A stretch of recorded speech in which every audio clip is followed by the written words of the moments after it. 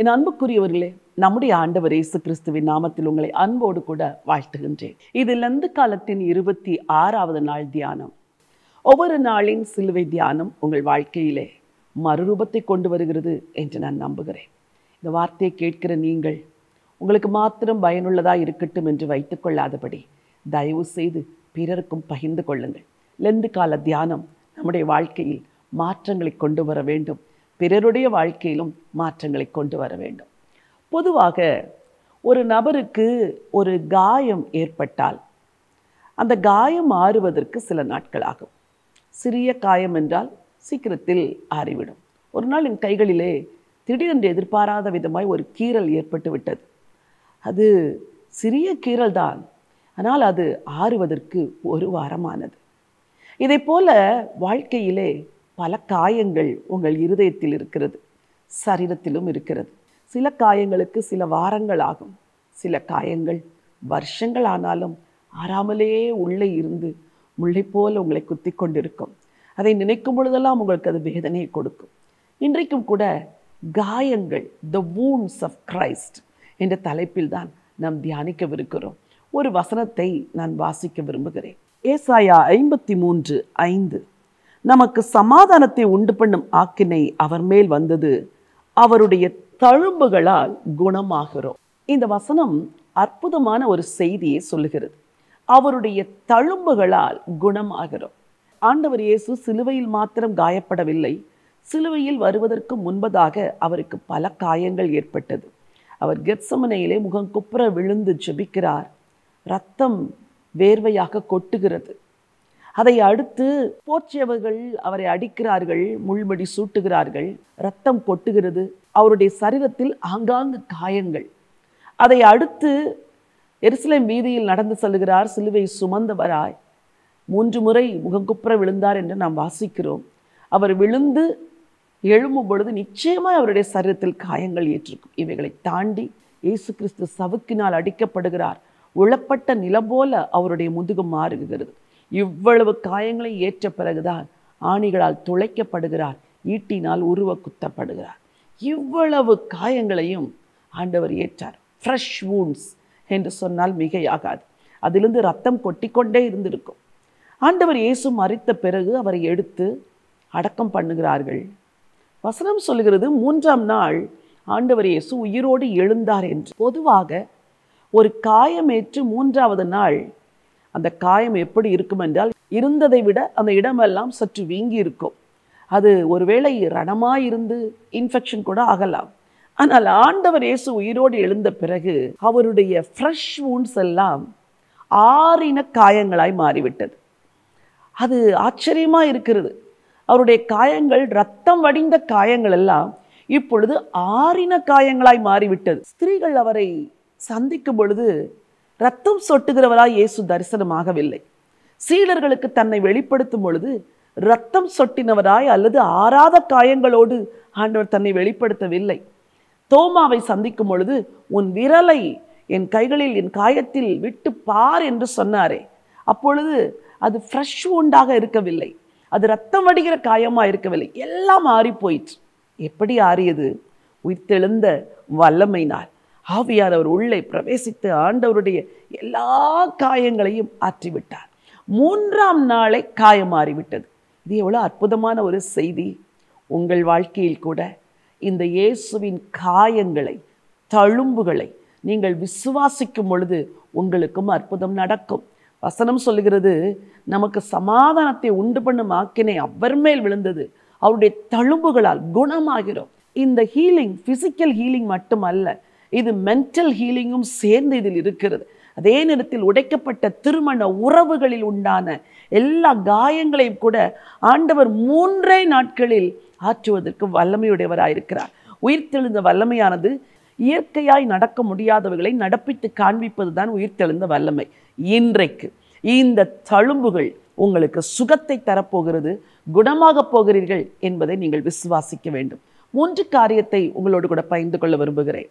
ஆண்டவர் இயேசு ஏன் காயப்பட்டார்? பழைய ஏற்பாட்டு காலத்திலே ஒரு மனிதன் தவறு செய்தால் அவன் என்ன செய்தானோ அதை அவனுக்கு பதிலாய் செய்ய வேண்டும். பல்லுக்கு பல், கண்ணுக்கு கண் என்று கடினமான ஒரு சட்டத்தை ஆண்டவர் பிரமாணத்தில் கொடுத்திருந்தார். ஆகவே இஸ்ரவேலர்கள் சில தவறுகளை செய்வதற்கு பயப்படுவார்கள். ஐயோ, நாம் இப்படி செய்தால் நமக்கு பதில் இப்படி செய்யப்படுமே என்று அஞ்சி சில காரியங்களை செய்யாதிருப்பார்கள். ஒரு வசனத்தை வாசிக்க விரும்புகிறேன். யாத்திராகமம் 21:25. சூட்டுக்கு சூடு, காயத்துக்கு காயம், தழும்புக்கு தழும்பு பழி கொடுக்க வேண்டும். வசனம் சொல்லுகிறது, சூட்டுக்கு சூடு, காயத்துக்கு காயம், தழும்புக்கு தழும்பு பழி கொடுக்க வேண்டும். நீங்கள் யாரையோ ஒருவரை காயப்படுத்தி இருப்பீர்கள் என்றால் உங்கள் வாழ்க்கையில் கண்டிப்பாய் காயம் வர வேண்டும். நீங்கள் யாரையோ வேதனைப்படுத்தி இருப்பீர்கள் என்றால் உங்கள் வாழ்க்கையில் கண்டிப்பாய் அந்த வேதனை உங்களுக்கு நடக்க வேண்டும். இதுதான் பழைய ஏற்பாட்டு பிரமாணம். இப்படியெல்லாம் தேவன் இக்காலத்தில் தண்டிப்பார் என்றால் எவ்வளவு பேருடைய வாழ்க்கை எப்படி சின்ன பின்னமாயிருக்கும் என்று நமக்கு தெரியாது. எத்தனையோ பேரை காயப்படுத்துகிறோம், எத்தனையோ பேருடைய வாழ்க்கை உடையும்படி நீங்கள் நடந்திருக்கிறீர்கள். அப்படி என்றால் அவைகளுக்கு எல்லாம் ஈடாக அவைகள் எல்லாம் உங்கள் வாழ்க்கையில் செய்யப்பட வேண்டும். ஆனால் இரட்சகர் இயேசு என்ன செய்தார்? காயத்துக்கு காயம், உன் காயத்தை நான் ஏற்றுக்கொள்கிறேன், உன் தண்டனையை நான் ஏற்றுக்கொள்கிறேன், உனக்கு சமாதானத்தை உண்டாக்கும் ஆக்கினையை நான் ஏற்றுக்கொள்கிறேன் என்று காயத்துக்கு காயம் என்ற பழைய ஏற்பாட்டு பிரமாணத்தை மாற்றி உன் காயத்தை நான் ஏற்றுக்கொள்கிறேன் என்று கிறிஸ்து ஏற்றுக்கொண்டாராம். கிறிஸ்து உங்களுடைய காயங்களை அவர் ஏற்றுக்கொண்டார், உங்களுடைய தண்டனையை அவர் ஏற்றுக்கொண்டார். இதை நீங்கள் விசுவாசிக்க வேண்டும். பல பரிசுத்தவான்கள் வேதத்திலே தாங்கள் எப்படி காயம் அடைந்தோம் என்பதை விவரித்திருக்கிறார்கள். ஓரிரு வசனங்களை வாசிக்க விரும்புகிறேன். யோபு 34:6. நியாயம் என்னிடத்தில் இருந்தும் நான் பொய்யனென்று எண்ணப்படுகிறேன், மீறுதல் இல்லாதிருந்தும் அம்பினால் எனக்கு உண்டான காயம் ஆறாததாய் இருக்கிறது என்றும் சொன்னாரே.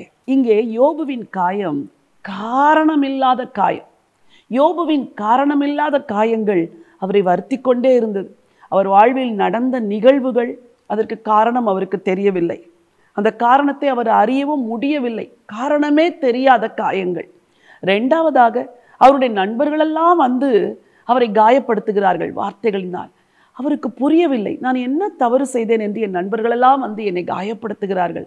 ஐயோ, ஏற்கனவே காரணமில்லாத காயத்தினால் நான் துன்பப்பட்டு கொண்டிருக்கிறேன், இப்பொழுது இவர்களும் வந்து என்னை காயப்படுத்துகிறார்களே என்று சொல்லுகிறார். எனக்கு அன்பானவர்களே, உங்கள் வாழ்க்கையில் காரணமில்லாத காயங்கள் இருக்கிறதா? எனக்கு இது விடையே தெரியவில்லை, பதிலே புரியவில்லை, நான் என்ன செய்தேன் என்று எனக்கு தெரியவில்லை, நான் என்ன தவறு செய்தேன், எனக்கு ஏன் இப்படிப்பட்ட ஒரு வாழ்க்கை, நான் என்ன பாவம் செய்தேன், எனக்கு ஏன் இப்படிப்பட்ட ஒரு கஷ்டம் என்று காரணமில்லாத காயங்களால் கதறிக்கொண்டிருக்கிறீர்களா? ஆண்டவருடைய வார்த்தை சொல்கிறது, அவருடைய தழும்புகளால் குணமானீர்கள். இன்னைக்கு நீங்கள் செய்ய வேண்டியது என்ன தெரியுமா? ஆண்டவர் என்னை நெருங்கி வந்து அவர் பாதத்தில் விழுந்து ஆணிகளால் துளைக்கப்பட்ட அந்த பாதத்தில் உள்ள அந்த தழும்புகளை உங்கள் கரங்களினால் தொடுங்கள். அவர் கரங்களை பற்றி கொண்டு அந்த கரங்களில் இருக்கிற தழும்புகளை உங்கள் கரங்களினால் தொட்டு, உம்முடைய தழும்புகளால் என்னை சுகமாக்கும் என்று சொல்லுங்கள். அவருடைய விழாவிலே ஈட்டினால் குத்தப்பட்ட அந்த தழும்புகளை தொட்டு பார்த்து, இந்த தழும்பு காரணமில்லாத என் காயங்களை சுகமாக்கட்டும் என்று கேளுங்கள். அவருடைய நெற்றியிலே முள்முடி சூட்டி அது நிமித்தம் உண்டான காயங்களை விசுவாசத்தோடு தொட்டு பார்த்து, இந்த தழும்புகளால் நான் சுகமாகட்டும் ஆண்டவரே, காரணமில்லாத இந்த காயங்களிலிருந்து நீர் என்னை விடுவியும் என்று சொல்லி கேளுங்கள். ஆண்டவர் உங்களை சுகமாக்குவார். அவருடைய தழும்புகளால் நீங்கள் குணமாவீர்கள். இரண்டாவதாக, தீர்க்கதரிசியாகிய எரேமியா அவருடைய வாழ்க்கையில் இருக்கிற காயங்களை குறித்து சொல்லுகிற ஒரு வசனத்தை வாசிக்க விரும்புகிறேன். எரேமியா 10:19. ஐயோ, நான் நொறுக்கப்பட்டேன், என் காயம் கொடிதாயிருக்கிறது, ஆனாலும் இது சகிக்க வேண்டிய என் நோய் என்று நான் சொல்லுவேன். எரேமியா 30:12-13. கர்த்தர் சொல்லுகிறது என்னவென்றால், உன் புண் ஆறாததாயும் உன் காயம் கொடிதாயும் இருக்கிறது, உன் காயங்களை கட்டும்படி உனக்காக ஏற்படுவார் இல்லை, உன்னை சுஸ்தப்படுத்தும் ஔஷதங்களும் இல்லை. இது எரேமியாவுக்கு வந்த ஆறாத காயங்கள். உன் காயங்களை சுஸ்தப்படுத்த எவரும் இல்லை. இன்றைக்கு ஒருவேளை உங்கள் வாழ்க்கையில் உண்டான சில காயங்களை சுஸ்தப்படுத்த எதனாலும் முடியவில்லை, ஆறாத காயங்களாக இருக்கிறதா? ஆறவே இல்லை ஆண்டவரே, ஆற்றவே முடியவில்லை ஆண்டவரே, அப்படிப்பட்ட காயங்கள் யார் வந்து எனக்கு சொன்னாலும் என் காயங்கள் ஆறவில்லை என்று சொல்லுகிறீர்களா? நீங்களும் இரட்சகர் இயேசுவினுடைய பாதங்களிலும் கரங்களிலும் விலாவிலும் சிரசிலும் இருக்கிற காயங்களை விசுவாசத்தோடு தொட்டு உடைய தழும்புகளால் நான் சுகமாகிறேன் என்று சொல்லுங்கள். சொஸ்தப்படுத்த ஔஷதம் இல்லாத நிலைமையில் இருக்கிறீர்களா? கேன்சர் வியாதியினால் இனிமேல் உன்னை குணமாக்க முடியாது என்று மருத்துவர்கள் சொன்னது நிமித்தம் மனம் உடைந்து போயிருக்கிறீர்களா? வாழ்க்கையெல்லாம் வியாதியில் வேதனைப்பட்டு எனக்கு எப்பொழுது விடிவு வரும், எப்பொழுது சுகத்தோடு வாழுவேன் என்று துக்கத்தோடு இருக்கிறீர்களா? உங்கள் காயங்கள் ஆறாத காயங்களாக இருக்கிறதா? உங்களுக்கு ஒரே ஒரு நற்செய்தியை சொல்லுகிறேன். ஆண்டவர் இயேசுவை விசுவாசியுங்கள். அவருடைய தழும்புகளால் நீங்கள் குணமாவீர்கள். அவருடைய தழும்புகள் நிச்சயமாய் உங்களை குணமாக்கும். விசுவாசியுங்கள், விடுதலை பெற்றுக்கொள்வீர்கள். உலகத்தில் காயப்படுகிற மக்களுக்கு ஆண்டவர் கொடுக்கிற ஒரு நம்பிக்கையின் வார்த்தையை வாசிக்க விரும்புகிறேன். ஏசாயா 30:26. கர்த்தர் தமது ஜனத்தின் முறிவை கட்டி அதன் அடிக்காயத்தை குணமாக்கும் நாளிலே சந்திரனுடைய வெளிச்சம் சூரியனுடைய வெளிச்சத்தைப் போலவும் சூரியனுடைய வெளிச்சம் ஏழத்தனையாய் 7 பகலின் வெளிச்சத்தைப் போலவும் இருக்கும். ஆண்டவர் தமது ஜனத்தின் காயத்தை கட்டி குணமாக்குகிற தேவனா. அவர்கள் உன்னை விசாரிப்பாரற்ற சியோன் என்று சொல்லி உனக்கு தள்ளுண்டவள் என்று பெயரிட்டபடியால் நான் உன் காயங்களை ஆற்றுவேன் என்று சொல்லுகிறார். இரட்சகர் இயேசு இன்றைக்கு உங்கள் காயங்களை ஆற்றும்படி உங்களை அழைக்கிறார். Come, let's pray. நாம் ஜெபிப்போம். ஆண்டவருடைய தழும்புகளால் நீங்கள் சுகமாவீர்கள். அன்பின் ஆண்டவரே, பரலோக பிதாவே, உள்ளம் உடைந்து மனதின் காயங்கள், சரீரத்தின் வியாதிகள், உறவுகளின் முறிவுகள், இவைகளை நிமித்தம் துக்கத்தோடு இருக்கிற நம்முடைய பிள்ளைகளுக்காக நான் ஜெபம் பண்ணுகிறேன். நஷ்டத்தினாலும் மரணத்தினாலும் ஆண்டவரே எத்தனையோ காயங்கள் இருதயத்தில் வந்து வாழ்க்கை உடைந்து போய் கிடக்கிற மக்களுக்காய் ஜெபிக்கிறேனப்பா.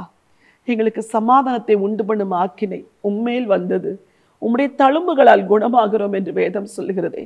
உம்முடைய தழும்புகள் உம்முடைய பிள்ளைகளை குணமாக்கட்டும். யாரெல்லாம் இன்றைக்கு தன் வாழ்க்கையில் மனம் உடைந்து போயிருக்கிறார்களோ அவர்கள் எல்லாரையும் நீங்க பலப்படுத்துங்கப்பா. உங்க தழும்புகள் சரீரத்திற்கு வியாதியை சுகப்படுத்தட்டும். யாரெல்லாம் வியாதியோடு போராடி கொண்டிருக்கிறார்களோ இன்றைக்கு என் ஆண்டவர் ஒரு விடுதலை தர வேண்டும் என்று சொல்லி நான் ஜெபிக்கிறேன். எங்கள் தியானம் விருதாவான தியானமா இருக்கக்கூடாது, வெறும் தியானமா இருக்கக்கூடாதப்பா. அது உங்க பிள்ளைங்க வாழ்க்கையில விசுவாசத்தை கொடுத்து அவர்களுக்கு சுகத்தையும் தர வேண்டும் என்று சொல்லி உடைய அடியால் நான் ஜெபம் பண்ணுகிறேன். வியாதியிலிருந்து விடுதலை வரட்டும், மன உடைவுகளிலிருந்து விடுதலை வரட்டும், மன அழுத்தங்களிலிருந்து ஆண்டவரே பாரங்களிலிருந்து விடுதலை வரட்டும் அப்பா. உறவுகள் எல்லாம் சீர்பொருந்தட்டும். உங்க ஜனத்தை ஆசீர்வதிங்க ஆண்டவர் இயேசுவின் நாமத்தில் பிதாவே, ஆமென். பிரியமானவர்களே, ஆண்டவர் உங்கள் காயங்களை குணப்படுத்துகிற தேவன். அவருடைய தழும்புகளால் நான் சுகமானேன் என்று இன்றைக்கெல்லாம் அறிக்கை செய்யுங்கள். கர்த்தர் உங்களுக்கு சுகத்தை தருவார், விடுதலையை தருவார், சந்தோஷத்தை தருவார். இந்த நாள் ஒரு வெற்றியின் நாள். God bless you.